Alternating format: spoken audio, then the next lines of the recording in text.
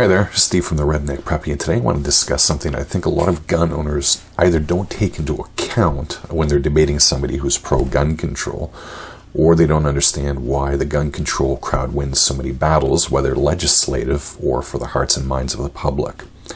Now, I'm probably going to get some brushback on this from the gun control crowd, but in my many years in the scene, if you will, I've noticed that the pro-gun crowd seems to use facts and logic more consistently than the antis do.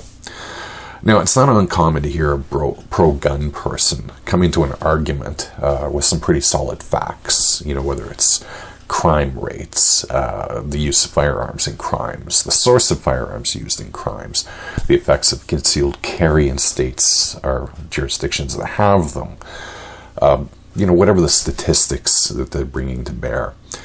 I've also noticed that pro-gun people will utilize statistics from a variety of sources. They could be from government statistical services, law enforcement agencies, academics, wherever.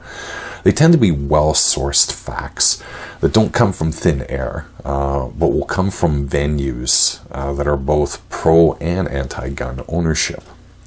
Now, that's not to say that the pro-gun crowd doesn't use some dodgy numbers or factoids to advance their arguments. I've seen more than a few times some hinky statistics or questionable facts to support pro-gun arguments, something that obviously only weakens the foundation of those arguments. In general, though, I would maintain that at least on an anecdotal level, that the pro-gun crowd tends to use facts and numbers and logic more effectively. The anti-gun crowd, I think the following classic clip from The Simpsons illustrates their standard argument. Oh, won't somebody please think of the children?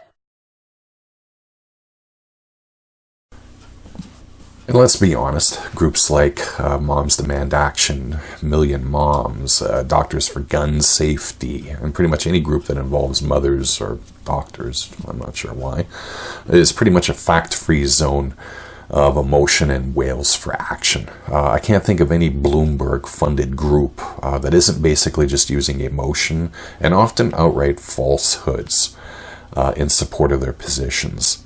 Even when they aren't part of the Michael Bloomberg constellation of independent activist groups, I rarely see any real attempt anyway, at the use of facts and statistics. Just comments about the size of a gun owner's penis, a call for government action, violent or otherwise, and the other usual things. That's not to say that there aren't intelligent people on the opposite side of the debate. I do have plenty of respect for those people who do bring calm into the debate from the other side and do their best to debate the issue above emotion, and that they try and marshal facts and evidence in support of their cause. It's just that I bump into them so rarely that it's notable when it happens. Usually, really, it's the Helen Lovejoys of the world wailing about children, guns, and the world. And they might win it eventually. At the end of the day, the debate over gun control is a political argument and a societal argument. Yes, we like to think that legislation and initiatives are crafted with some semblance of evidence and facts, but let's be honest here. When it comes to something like a hot-button social issue that's brought into the political sphere, emotion rules the day. And I think gun control legislation certainly fits that bill. And that's where the pro-gun crowd gets it wrong. They think that they can out-logic and out-fact the opposition when it comes to that debate. That probably works when the party in power shares your beliefs, but it doesn't do a heck of a lot when it comes to creating a lasting environment where it makes it difficult for the opposition to sow their seeds. The problem is that a combination of perception and emotion can easily defeat facts, particularly in the political process.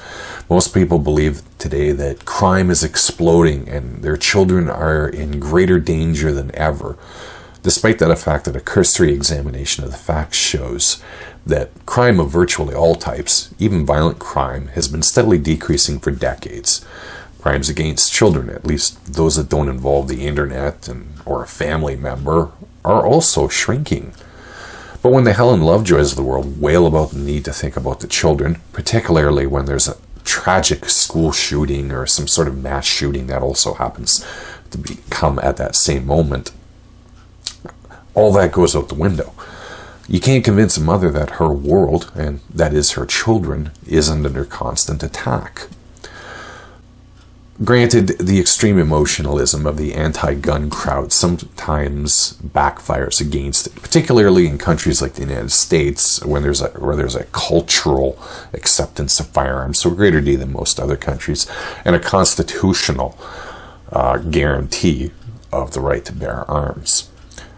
But when the circumstances line up, they do win the odd battle, even in the United States. What a lot in the pro-gun community don't understand, the other side plays the long game. Look at Canada. It took nearly a century to get to the point where an imminent ban on semi-automatic rifles may come about. But it came through small, incremental steps that were not buttressed by facts ever, logic or statistics, but pure and simple emotion. They waited for that crisis opportunity and took advantage of it.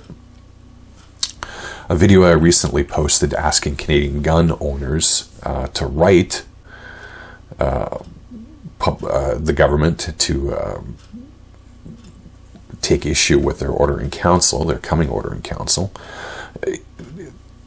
Bill Blair in that video referenced the shooting from over 30 years ago as to why he was going to move on the Ruger Mini 14.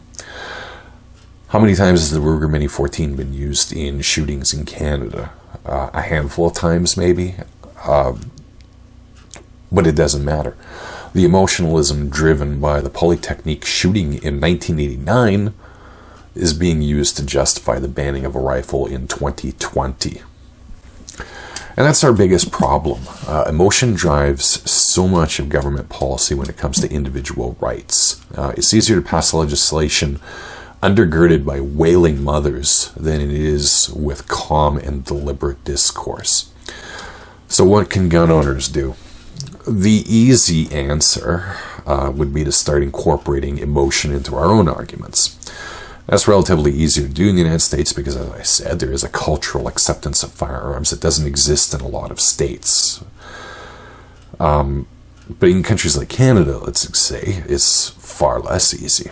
That said, emotional arguments from the gun community don't even seem to resonate with the public very well anyway, as they do from the anti-gun crowd. They've got the children thing, after all. I'm going to be honest with you. I don't have an easy answer to this dilemma. Emotional arguments don't work as well with the pro-gun community, and coming in as very emotional tends to leave people believing that you're a little too invested with firearms, with all that implies. Perhaps all we can just do is keep doing what we can, organize better. A majority of gun owners in almost any Western country aren't members of a gun rights group. Be proactive, reach out to the community, and fight the best fight that we can. But until we can adequately answer that emotional argument, I'm worried that over the long term, the accretion of gun regulations may become a total victory for the gun grabbers. And I think we're seeing it in Canada. Certainly have seen it in New Zealand, at least on a legal level, even if a lot of people aren't complying. At any rate, I doubt you enjoyed this video, but if you agreed, feel free to give it a thumbs up. If you disagreed, give it a thumbs down, and, subscribe to the channel anyway. Feel free to leave a comment below with your thoughts on the subject. As always, you can find links to my Twitter and Facebook pages in the description below. Keep up the good fight, and may all your shots ring true.